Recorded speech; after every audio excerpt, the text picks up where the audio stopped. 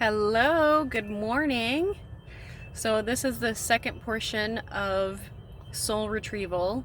This is after you've done the Soul Retrieval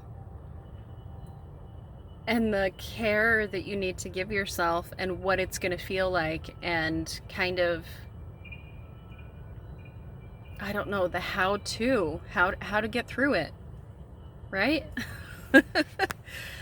um During my not after the Soul Retrieval, when my divine feminine was back in me, her name is Josephina. It was very strange. She had these, I could hear voices in my head. I could hear her and the other part of my soul communicating with each other. Like, let me give you an example. When she first came into my body, I was looking at this meditation and it was showing pictures from around the world. And I could hear her, and I kind of I did the motions of what she would do. And she looked at my phone and was like, it's like we're traveling and we're not going anywhere. And she wanted to know what sand felt like and what the beach felt like. And she had all of these questions. And then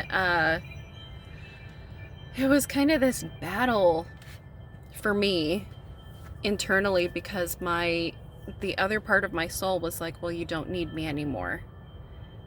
And I was like, no, I need you. You're not going anywhere.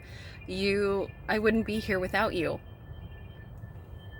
And so it was this back and forth conversation of where part of my soul felt inferior to her light energy. Like the other part of my soul did not display the same characteristics and attributes, and so it felt less than. And I had to really come to grips with bringing them together.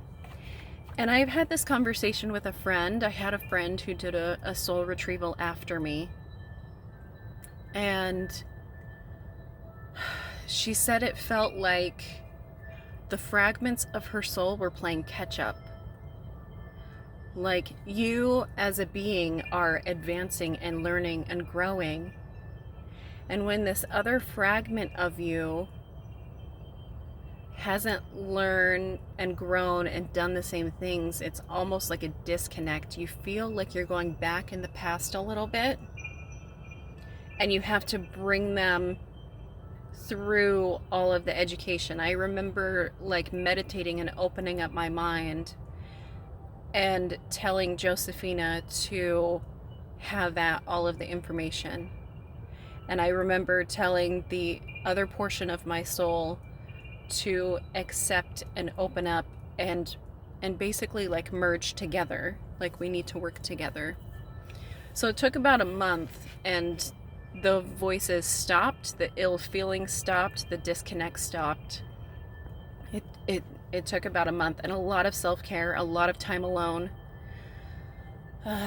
to just integrate. I feel like it's a big integration period. And depending on how sensitive you are, it might be more trying for some people than others. What is that? Weird. So be kind with yourself, a lot of self-care, a lot of understanding, a lot of being open and communicating internally. I remember sitting in water. For me, I'm a water sign. I'm a Scorpio. And for me, water is very healing. And during the time she came back with me, I remember standing in the shower a lot longer.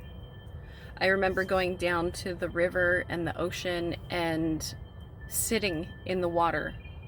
It was very healing for me. And I don't know if that's just because I'm a water sign. I am more emotional. I needed help releasing. I need the elements to assist me. And that could be true for other signs who are doing soul retrieval. So say you're fire, air, earth. You can sit on the earth. You can light a fire. You can be in a windy place or use fans or, you know, to create that air. Air is also represented by incense. Fire is also represented by candles. You can burn sage.